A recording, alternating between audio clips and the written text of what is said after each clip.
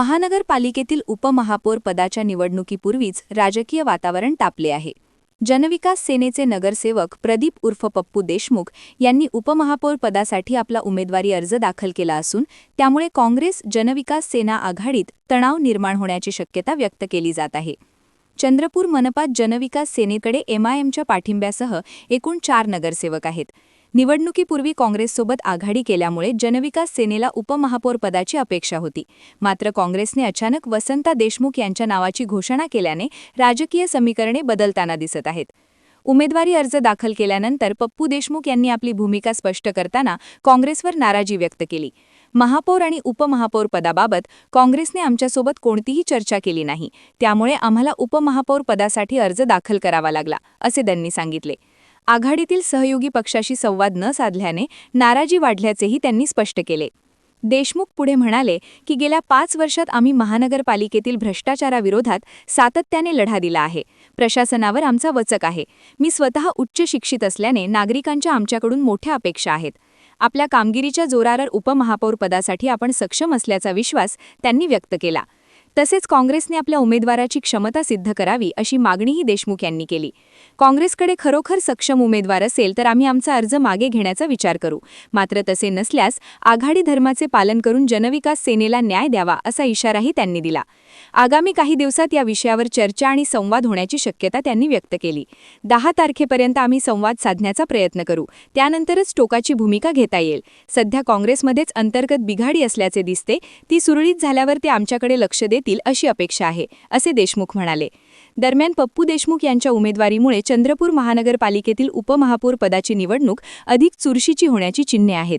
आघाडीतील मतभेद मिटतात की राजकीय संघर्ष तीव्र होतो, याकडे आता सर्वांचे लक्ष लागले आहे।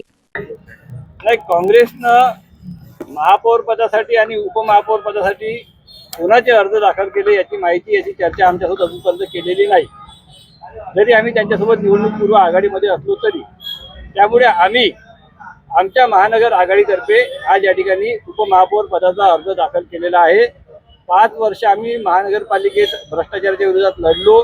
सगळी सखोल माहिती आम्हाला आहे। प्रशासनावर वचक कसा मिळवायचा, शहराच्या समस्या कशा सोडवायच्या।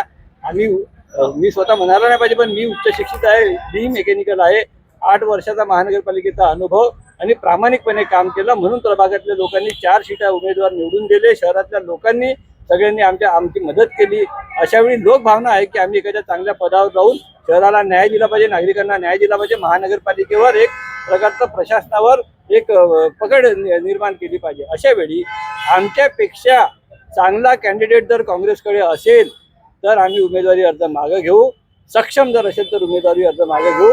त्यांनी किती घोटाळे उघडकीस आणले ते आम्हाला सांगावं, कशा पद्धतीने आतापर्यंत जे कामं केली ते सांगावं। ते तसं जर नसेल, महिला ओबीसी मध्ये महापौर पदासाठी आरक्षण आहे, त्या ठिकाणी आम्ही समर्थन द्यायला आजही तयार आहोत।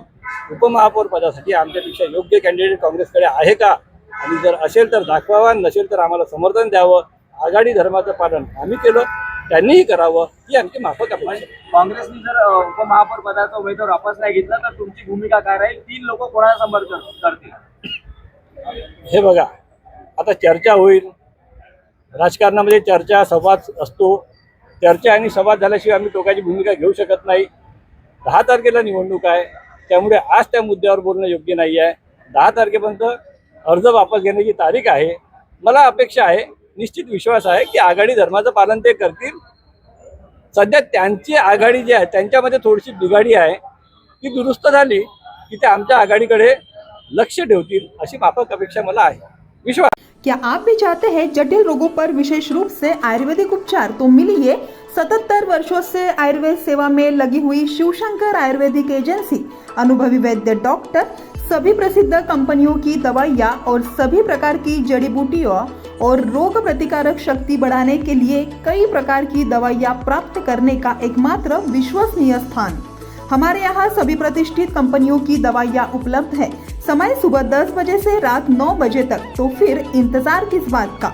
महाजन मार्केट के पास, टेम्पल बाजार रोड, सीताबर्डी, नागपुर। 8605245080 9112079000।